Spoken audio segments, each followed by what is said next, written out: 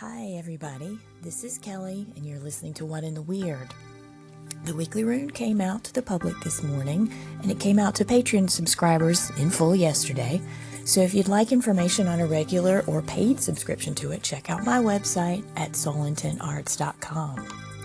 So I said I had a series of questions that people had sent me about the podcast, which thank you by the way, that's totally awesome. But one of the questions that came in was, Kelly, how do you read the runes? Literally, like how I lay them out and conduct a reading start to finish. And the more I thought about this question, the more I realized it actually has a fairly complex answer. So I'm going to respond to it in stages across the next 2 or 3 episodes. Okay, so how in the world do I do a reading? Step one for me of everything, whether it's shamanic work, rune reading, you name it, is to set a clear intention. I can't tell you how many times people come to me and go, I drew these runes and I don't know what they mean. And I say, well, what's the reason that you drew them? And they go blank. So setting an intention is step one for creating a framework that helps you understand what the runes have to say to you. What's an intention? Well, it's the reason that you're approaching the runes to begin with, phrased in a way that's brief and covers the elements of what you need to know. So I don't phrase my intentions as questions. For me, they're all statements. When you ask the runes a question, it's a lot like going to a 4-year-old. They're very blunt and matter of fact. So unless you're really in tune with their specific lingo, and you may well be, if you're not, you get responses that don't seem in line with what you really need to know. So if you present the question, should I move to Egypt, as your intention, and then you get the response, family or Othala, that might totally work for you. It may be enough that tells you what you need to know. But for me and most of my clients for whom I do readings, that response doesn't really clarify what they want to know, which is whether Egypt should even be on the table as a consideration for living. If so, explain the reason. If not, explain the reason. And what's the need being met by considering even moving? There's really a lot more nuance to what we bring to why we're doing a reading than most questions can handle. And so the narrative won't come forward in a base yes, no, or why question. All of which usually leads to clients giving me blank stares. And actually for me personally, when I go to the runes myself with an intention, if I'm not careful in understanding what I really need to know, then I may as well just be talking to the wall, which I highly recommend talking to the wall, but that's a whole other episode. So if the response doesn't meet your needs, if it doesn't have a meaning, you're not really doing your job as a reader. So for that reason, I say that intentions are best phrased in statements such as, I need insight on the benefits of moving to Egypt, or I need insight into moving to Egypt compared to staying where I currently live. So the immediate difference in those is, one, I'm not asking a yes-no question. So I'm already getting a lot more nuance, more detail about what potentially moving to Egypt could bring. In the second intention, I've allowed room for a basis of comparison against a known item. You know how you feel living where you do.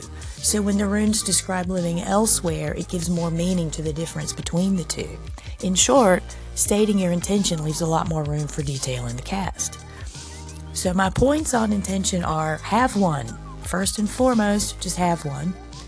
Second is phrase it as a statement, not a question. And that makes you think through what you really want to know. And third is to phrase it carefully. Again, it gives you the opportunity to clarify exactly what you need insight on. So if you don't understand what it is you really need to know from the runes, they can address that concern. They're not magic. I mean, maybe they are, okay, sort of.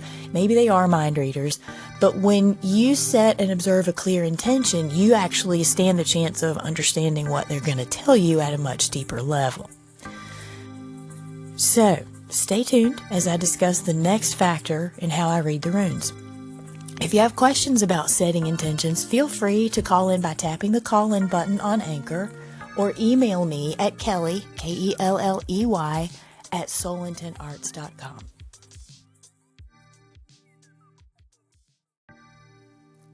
Hi everybody, it's Kelly again, and you're listening to What in the Weird. I've been addressing the question of how I read the runes. And in the first part of that little series, I addressed setting an intention. So check that one out if you missed it, because it sets up how this next part fits in.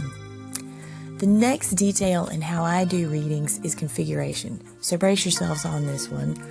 I rarely use spreads. I would almost say I don't use them at all. I know, it's blasphemy, right?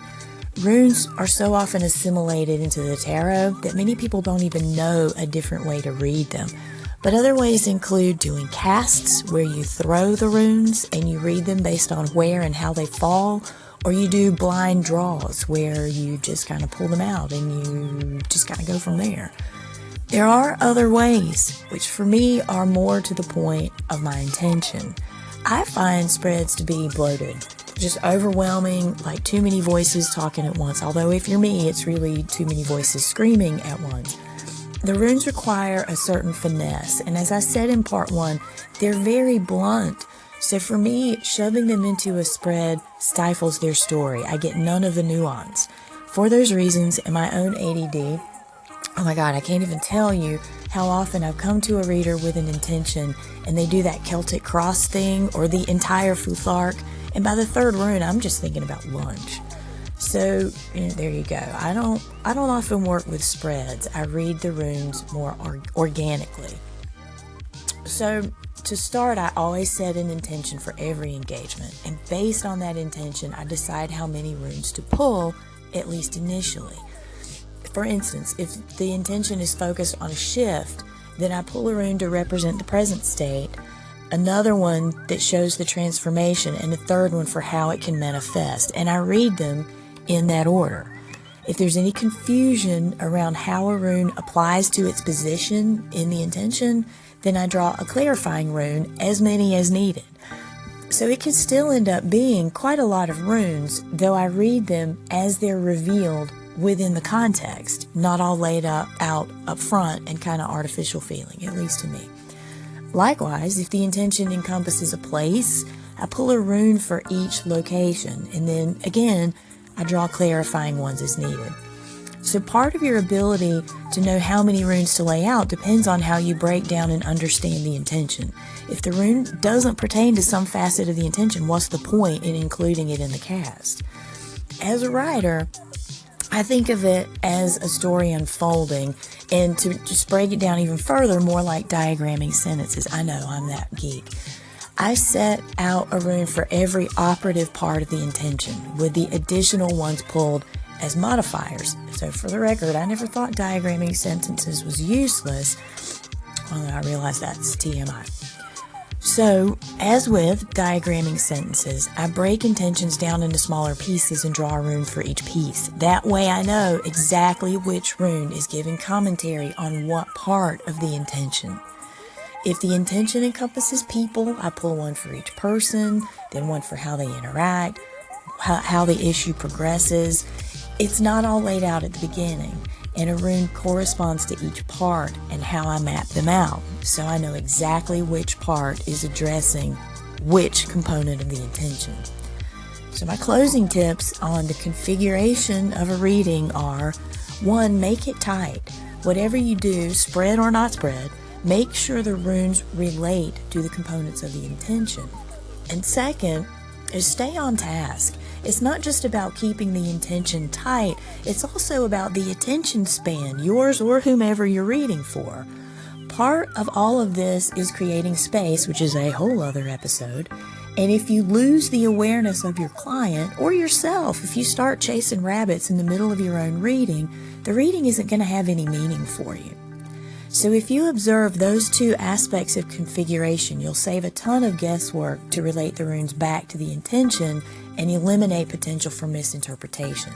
If you use the intention as your touchstone, how you frame the runes to get that information, then your readings will be spot on and your relationship to the runes will intensify. So send me your questions, email me at kelly@solintonarts.com.